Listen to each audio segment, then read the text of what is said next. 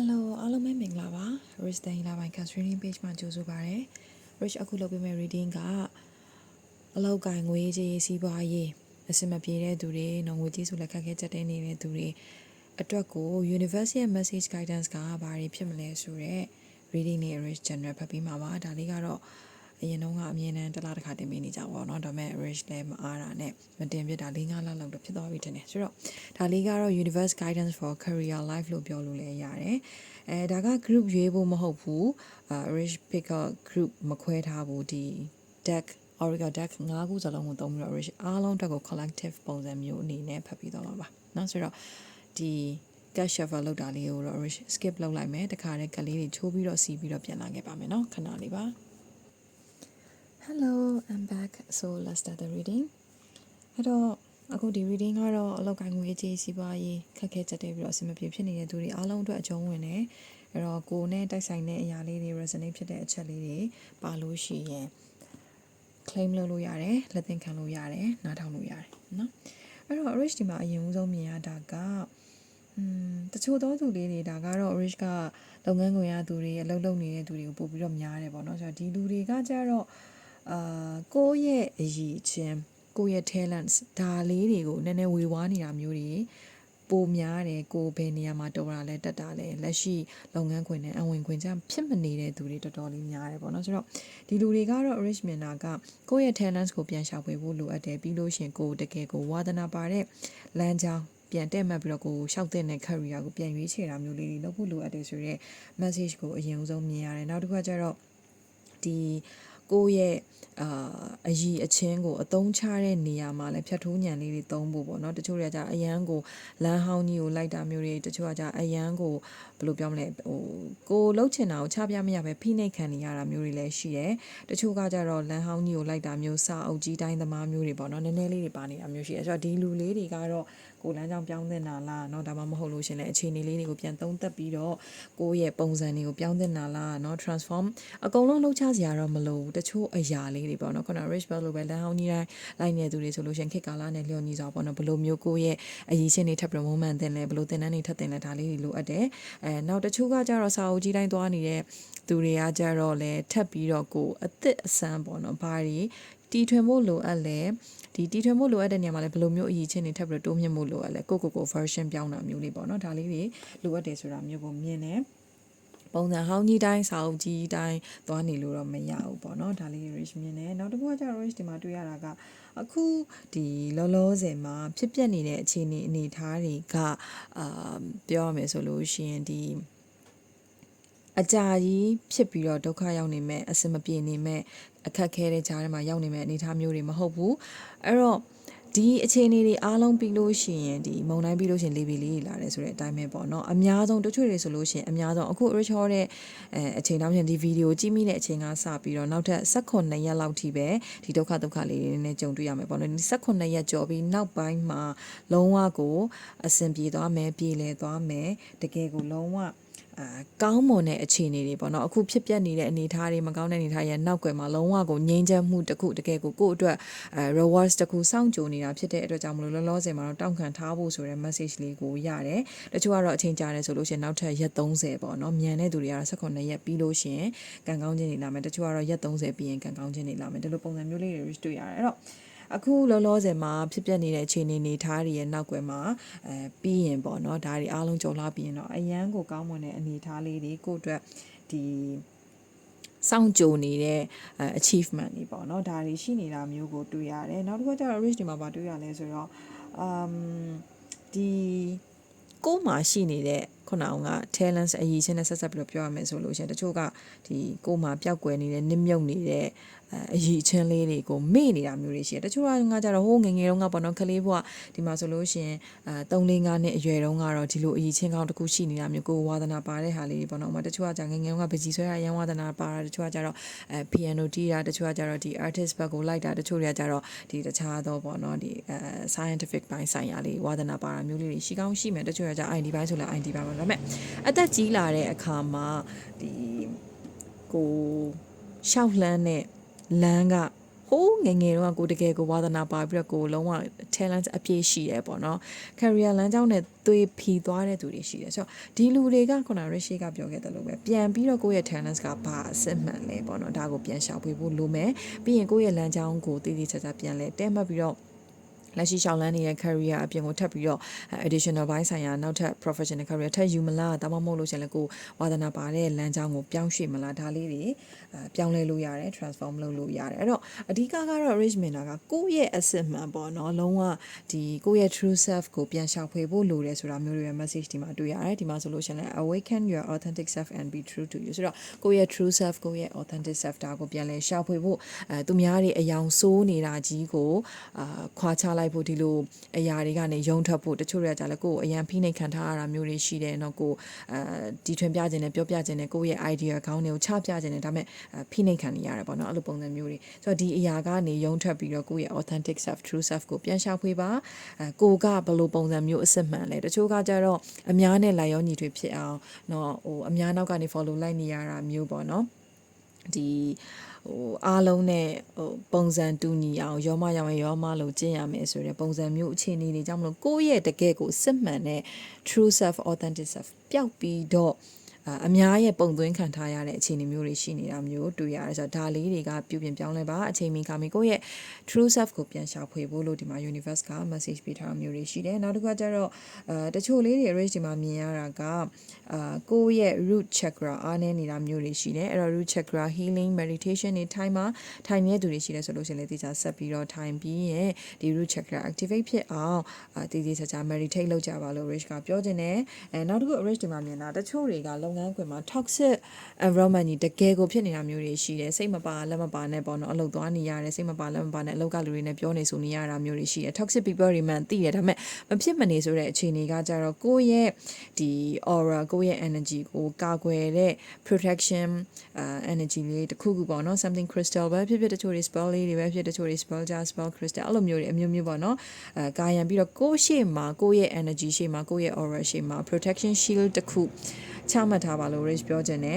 ဒါကတော့မဖြစ်မနေတကယ် toxic people တွေနဲ့ပြောဆိုဆက်ဆံနေရပြီးတော့အလုပ်လုပ်ကိုင်နေရပြီးတော့ toxic environment မှာရှင်သန်နေရတဲ့မဖြစ်မနေလုပ်ကိုင်နေရတဲ့သူတွေအတွက်ကို rich ကဆိုလိုခြင်းနဲ့ဒီလိုလူမျိုးတွေနဲ့ပြောရဲဆိုတဲ့အခါမှာလည်းသတိမီးထားပြီးတော့ပေါ့နော်ကိုယ့်ရဲ့စိတ်ကိုဒါငါ energy protect လုပ်ပြီးသားဆိုတာမျိုးလေးစိတ်တစ်ခုသွင်းပြီးတော့မှပြောပါဆိုပါကိုယ့်စီကကောင်းတဲ့ positive energy တွေလည်းသူတို့စီကိုအပါမခံနဲ့ပြီးလို့ရှင်သူတို့ရဲ့ negative toxic တွေကိုလည်းကိုယ်စီကိုလည်းအဝင်မခံနဲ့ဒါလေးတစ်ချက်သတိထားဖို့လိုအပ်တယ်နောက်တစ်ခါကျတော့ rich ဒီမှာမြင်တာကယာရုတို့လာစာတို့မျောလင့်နေတဲ့သူတွေဆိုလို့ရှင်နောက်ထပ်9လအတော်အတွင်းမှာပြေဝလာဖို့ရှိမယ်အဓိက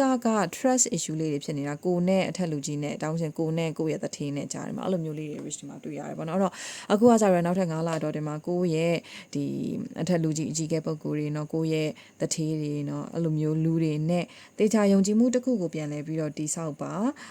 9လတော့တွင်မှာယာလူတို့လာစားတိုးလေးတွေ rich ဒီမှာမြင်တာကတော့ယာလူတို့ပို့ပြီးတော့မြင်ရတယ်ပေါ့နော်လာစားတော့အပြောင်းလဲအရန်ကြီးကွာဟာနေတာမျိုးတော့သိမတွေ့ရအောင်ဆိုတော့ဒါမဲ့လည်းကိုယ့်ရဲ့တကယ်ကိုauthority အပြည့်အဝရပြီးတော့နေရာကောင်းလေးတစ်ခုဖြစ်မယ်ဆိုတာမျိုးတွေ့ရတယ်ဆိုတော့ဒါလေးတွေမျှော်မှန်းနေတဲ့သူတွေအတွက်ကိုစူးစမ်းပါအဓိကကိုယ့်ရဲ့အထက်လူကြီးနဲ့ပေါ့နော်တည်တည်ချာဒီပြောဆိုဆက်ဆံတဲ့ relationship ပိုင်းဆိုင်ရာမှာယုံကြည်မှုတစ်ခုပြန်တည်ဆောက်ဖို့လိုအပ်တယ်ကိုတော်ကြောင်းတကြောင်အရန်ကြီးချပြနေကြလဲမလို့တလို့လိုအပ်တဲ့နေရာလေးကြမှာပေါ့နော် point out လုပ်ပြီးတော့ကိုယ့်ရဲ့အရည်ရှင်ကိုယ့်ရဲ့ talent ကဘလို့ပါဆိုတဲ့ဟာကိုတထေးတွေနော်ကိုယ့်ရဲ့ဒါအကြီးကဲပုံကိုယ်တွေကိုကိုယ့်ရဲ့အရေးချင်းကိုအကဲဖြစ်မဲ့သူတွေကိုရှေ့မှာချပြပါလို့ rich ပြောတယ်နေရာတကာတိုင်းဆရာကြီးလုပ်နေရမယ်လို့မဆိုလို့เนาะဆိုတော့လိုအပ်တဲ့နေရာလေးမှာ point out လုပ်တာလေးကကိုယ့်ရဲ့တကယ်ကိုပညာရှိပြီးတော့စဉ်းစားဆင်ခြင်ဉာဏ်တရားအယံမြင့်ပါတယ်ဆိုတာကိုတော်တက်တယ်ဆိုတဲ့ဟာကိုချပြဖို့အကောင်းဆုံးလို့ rich ကဒီမှာမြင်ရတယ်ဆိုတော့ဒါကတော့တော်တော်များလုပ်ငန်းခွင်သူတွေအတွက်ပေါ့နော်ဘာကြောင့်လဲဆိုတော့ rich followers ထဲမှာကိုပိုင်စီးပွားရေးလုပ်တဲ့သူတွေလည်းရှိတော့ရှိပြီမဲ့နဲတယ်တော်တော်များများကလာကစားဝန်ထမ်းတွေဒီ employee တွေပုံများတယ်ပေါ့နော်ဆိုတော့ဒါကြောင့် rich ကဒီမှာ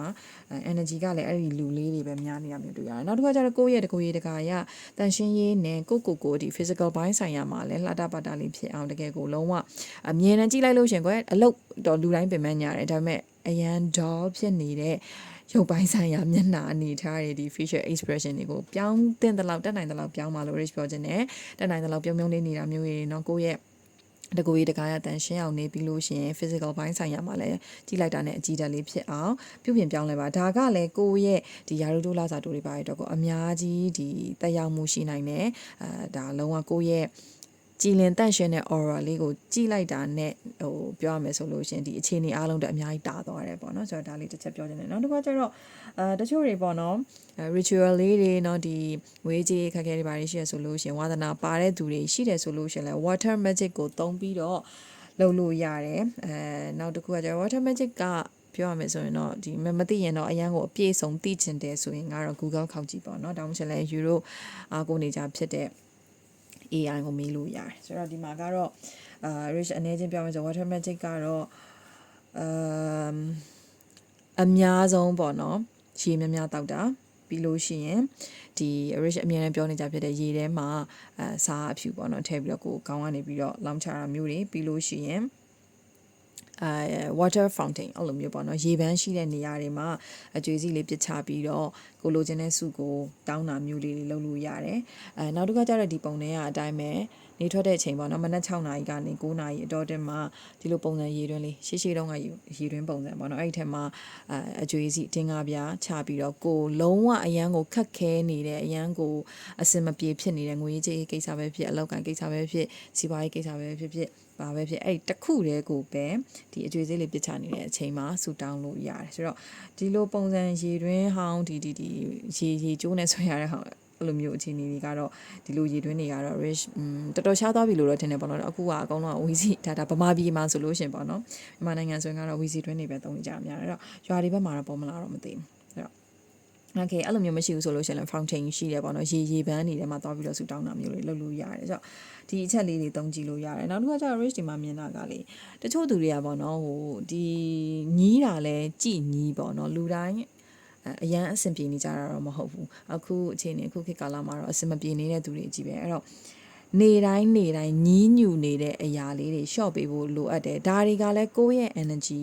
ပို့ပြီးတော့တောက်ပရမယ့်အရာမှာအဲ့လိုညီးညူခြင်းနဲ့စလိုက်တယ်ဆိုလို့ရှင်လက်ပိတ်တာမျိုးတွေ energy block ဖြစ်တာမျိုးတွေเนาะကိုယ့်ရဲ့ရှင်မှာဒီကိုညီးတွားလိုက်တဲ့အရာတစ်ခုอ่ะပေါ့เนาะဟို block ဖြစ်သွားတာမျိုးအရှိမအတားအဆီးတစ်ခုလိုမျိုးပေါ့နော် obstacle အနေနဲ့ပေါ်သွားတာမျိုးတွေရှိတတ်တယ်ဆိုတော့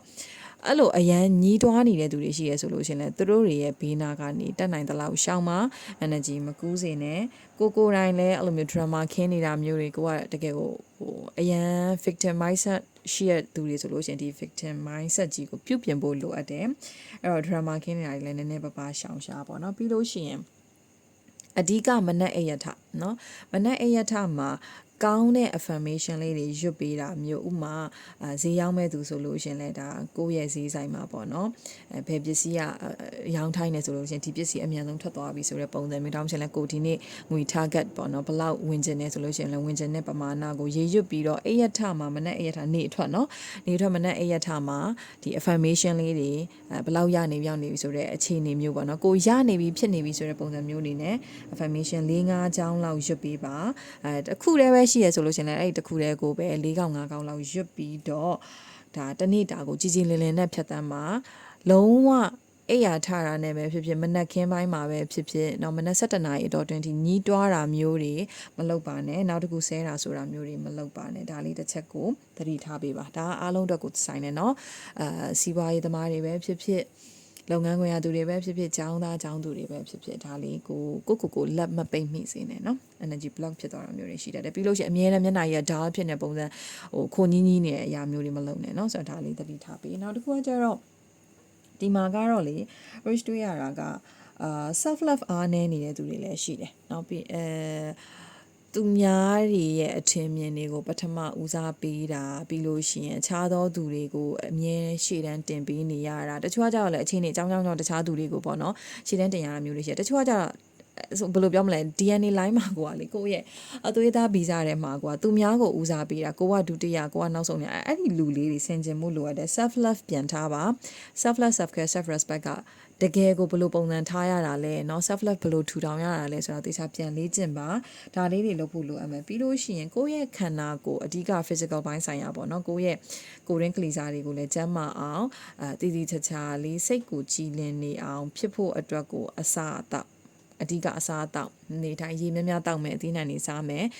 ဘယ်အစားအသောက်ကဘယ်အသီးနှံကเนาะအဓိကတော့အသီးနှံပေါ့လေအသီးနှံကကိုယ့်ရဲ့ဘယ် chakra တွေကိုအားပြုလဲเนาะဒါလေးတွေကိုတေချာလေ့လာပြီးရင်အစားအသောက်အနေထိုင်လေးတွေပြုပြင်မှုလိုအပ်တယ်ကိုယ့်ရဲ့ physical ဘိုင်းဆိုင်ရာကိုအဓိကထားပြီးတော့တည်တည်ချာချာခယူးဆိုင်ဖို့လိုအပ်တယ်။ဘာကြောင့်လဲဆိုတော့တချို့တွေကခန္ဓာကိုယ်အားနေနေတာမျိုးလေးရှိတယ်။ rich ဒီမှာမြင်တာဆိုလို့ရှိရင်စေးတောက်နေရတဲ့သူတွေရှိရပေါ့နော်အမြဲတမ်းစေးတောက်နေရတာမျိုးတွေလူကိုကြည့်လိုက်လို့ရှင်တော့လုံးဝအကောင်းပကတိတိုင်းပဲသိရမလားလုံးဝခန္ဓာကိုယ်တောင်းတောင်းဖြောင်ဖြောင်တင်းတင်းနဲ့အဲ့လိုမျိုးပဲဒါပေမဲ့ပြီးရင်ခန္ဓာကိုယ်ရင်းကလေးစားတချို့တွေပေါ့နော်ဆေးအမြဲတမ်းတောက်နေရတာမျိုးတွေမကျန်းမာနေတာမျိုးတွေเนาะဒီလိုမျိုးတွေရှိရဆိုတော့ဒီလူတွေကကိုယ့်ရဲ့အရင်ဦးဆုံး physical ဘိုင်းဆိုင်ရာကျန်းမာရေးကိုအဓိကလုံးဝတည်တည်ချာချာ queue ဆိုင်ဖို့လိုအပ်တယ်ကိုယ့်ရဲ့ခန္ဓာကိုယ်ရင်းเนาะကလေးစားတဲ့အစဉ်ပြေကျန်းမာပြီးတော့လုံးဝတကယ်ကိုစိတ်နဲ့ကိုယ်နဲ့တသားတည်းဖြစ်လာတဲ့အခါမှာအလိုလျောက်အပြင်ပိုင်းဆိုင်ရာမှာလည်း energy တွေပွင့်ထွက်ပြီးတော့ငွေကြီးအဓိကပေါ့နော်စီးပွားရေးပိုင်းဆိုင်ရာမှာအဆင်ပြေလာလိမ့်မယ်လူမှုရေးပိုင်းဆိုင်ရာမှာအဆင်ပြေလာလိမ့်မယ်ငွေကြီးအခက်ခဲချက်တွေလည်းဒါ block တွေလည်းပွင့်သွားဖို့ရှိတယ်အဲ့တော့ကျန်းမာရေးကို queue site ကျန်းမာရေး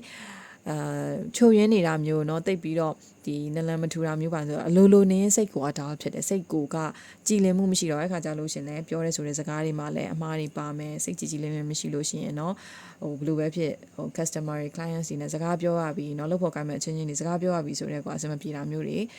စိတ်မရှိတာမျိုးတွေဖြစ်မယ်ဆိုတော့ဒါဆက်ပြီးတော့ပေါ့နော်ကိုကျမ်းမာရေးကိုအဓိကเนาะစိတ်သွားတိုင်းကိုပါဖို့ကအဓိကဆိုတဲ့အနေထားမျိုးလေးနဲ့ပြန်သုံးသပ်ပြီးတော့တေချာလိုအပ်တဲ့အသီးနှံတွေเนาะစီးပွားရေး herbs တွေเนาะဒါတွေကိုစားသုံးမှမြှဝဲပါလို့ Rich ကပြောချင်တယ်ကိုလည်းရှေ့တန်းတင်ဖို့မမေ့နဲ့ပြီးလို့ရှိရင်အမြဲတမ်းပေါ့နော်ဟိုသူများကိုဦးစားပေးရထားလိုက်ပါတော့ဟိုအိမ်တအိမ်မှာကိုကထောက်တိုင်အနေနဲ့ဖြစ်နေလို့ပေါ့နော်ကိုမိဘကိုဦးစားပေးရဒီလိုမျိုးတွေကတော့ထားလိုက်ပါတော့เนาะဆိုတော့တခြားသောအရာတွေမှာเนาะတငယ်ချင်းမိတ်ဆွေအပေါင်းအသင်းကိုအမြဲတမ်းရှေ့တန်းတင်နေတာတို့အဆွေမျိုးတိုင်းဝင်ရှင်နည်းနည်းလေးလဲကိုပြန်ပြီးတော့ငဲ့ကြည့်ဖို့လိုအပ်တယ် Rich ဒီမှာမြင်ရတာကတော်တော်များများ self love အားနေနေတယ်ပြီးလို့ရှိရင်ဒီကျန်းမာရေးပိုင်းဆိုင်ရာအဓိကပေါ့เนาะအမျိုးသမီးတွေဆိုလို့ရှိရင်အိမ်သွေးသားယောဂါတွေเนาะခယူးဆိုင်ဖို့လိုအပ်တယ် root chakra အားလုံးပွင့်ဖို့လိုအပ်နေရဲ့ activate တေချာလုပ်ပါ root chakra meditation တည်တည်ချာချာထိုင်မှာ healing လုပ်ပါတော့ root chakra နဲ့ဆိုင်တဲ့တခြား energy လေး block ဖြစ်နေလို့အလောက်ကိုင်းငွေကြီးစီးပွားရေးလေးတွေဒီမှာလာပြီးတော့ block ဖြစ်နေရဆိုတဲ့ energy လေး rich ဒီမှာတွေ့ရတယ်အဲ့တော့အခုမှာသွားတာလေးတွေအားလုံးကိုတေချာပြုပြင်ပြောင်းလဲပါကိုယ့်ရဲ့ mindset လေးတွေကိုပြောင်းလဲပါတချို့တွေတကယ်ကိုခုန Rishi ကပြောခဲ့တဲ့ victim mindset အမြဲတမ်းရှိတယ်ဒါကြီးကိုပြောင်းပါเนาะအဲ့တော့ဒီလ19ရက်နေ့မှာအလောက်ကငွေကြေးစီးပွားရေးနဲ့ပတ်သက်ပြီးတော့ဆူတောင်းတာမျိုးလေးတွေ manifest လုပ်တာမျိုးလေးတွေเนาะကိုယ့်ရဲ့ဝါသနာပါတယ်လို့မျိုးပေါ့เนาะတချို့တွေကကြောက်လဲ ritual တွေအစီအရင်တွေပါလောက်ကြရဲဆိုတော့ဒီ19ရက်နေ့မှာ manifest လုပ်ကြည့်ပါအဆင်ပြေချုံးမွေးလာဖို့ရှိမယ်အများဆုံးစု3ခု manifest လုပ်လို့ရတယ်19ရက်နေ့မှာเนาะဆိုတော့ကိုတောင်းလိုက်တဲ့စုတွေတိတ်မကြခင်ချိန်တော့တင်မှာပြေဝလာဖို့ရှိမယ်တော့အလောက်ကိုင်းဘာတွေခက်ခဲရှိနေလဲเนาะငွေကြေးဘာတွေစမပြေဖြစ်နေလဲလူမှုရေးဘာတွေခက်ခဲနေလဲပေါ့နော်ဒါတွေ manifest လုပ်လို့ရတယ်ဒီလ19ရက်နေ့မှာเนาะဆိုတော့အနေနဲ့အမြန်ပဲတော်တော်များများအကြဆုံးဆောက်ရရင်အခုကစပြီးတော့30ရက်အတော်တွင်းမှာနေကိုပဲအဆဆရရအဆင်ပြေလာဖို့ရှိမယ်ငွေရေးကြေးရေးတွေကောင်းမွန်လာဖို့ရှိမယ်လက်ပတ်လာဖို့ရှိမယ်အဓိကကကိုယ့်ရဲ့အတွင်းပေါ့နော်အတွင်း inner energy ကိုရှင်းလင်းဖို့လိုအပ်နေတယ်ဆိုတာကို Rich ဒီမှာအဓိကတွေ့ရတယ်တချို့လေးတွေကိုလှလှပပပြင်ဆင်လေးနေပါပူဒီပတ်တီမနေနဲ့အဲ့ဒါကလည်း energy block ဖြစ်တယ်ပြောမယ်ဆိုလို့ရှင်ဗမာလိုပြောအောင်ဆိုလက်ပိတ်တယ်ပေါ့နော်ဆိုတော့ okay reading လေးကတော့ January reading ကဒီလောက်ပဲ Rich အဓိကမြင်ရတာကတော့တော်တော်များများအတွက်ကလုပ်ငန်းခွင်ရသူတွေအတွက်ကိုပဲပို့ပြီးတော့မြင်ရတယ်เนาะစီးပွားရေးသမားလေးတွေကလည်းအခုပြောသွားတဲ့အချက်လက်တွေထဲမှာကိုယ်နဲ့ကိုင်ညီရလေးတွေယူပါ ritual လုပ်ဖို့လိုအပ်တာမျိုးလေးတွေဆိုလို့ရှိရင်လည်းဒါဒီအချက်ကလေးတွေယူပြီးတော့ resonate ဖြစ်တယ်လို့ကိုစုတောင်းကျင်တာတောင်းလို့ရတယ်เนาะokay အဲ့တော့ဒါကတော့ Rich personal reading မေးချင်တယ်ဆိုလို့ရှိရင်တော့ကိုတယောက်တည်းအတီးတန်ပေါ့နော် career မှာလုံးဝကိုကွက်တီမက်စီဒီတေးသိချင်တယ်ဆိုရင်ကတော့ Rich မှာဒါ package number 12ပါ Universe Guidance for Career ဆိုပြီးတော့ booking တင်ပြီးတော့လာမေးလို့ရပါတယ်ဒီ package လေးကတော့ Rich မှာအတော်များများ career အတွက်ကိုလာပြီးတော့ guidance ယူကြတဲ့ Universe Guidance package လေးပဲဖြစ်ပါတယ်အဲ့တော့အခုလိုမျိုးအမြင့်မပြတ်ကြည့်ရှုနားထောင်ခြင်းတဲ့သူတွေက Rich ရဲ့ Facebook page YouTube channel Telegram channel နဲ့ TikTok ဒါတွေကို join subscribe and follow လေးလုပ်ထားပြီးပြောချင်ပါတယ်နောက်ထပ် reading အသစ်တွေမှာပြန်လည်ဆုံတွေ့ကြပါမယ်ရှင် Rich last လေးတွေအားလုံးကျေးဇူးတင်ရှိပါတယ်တတား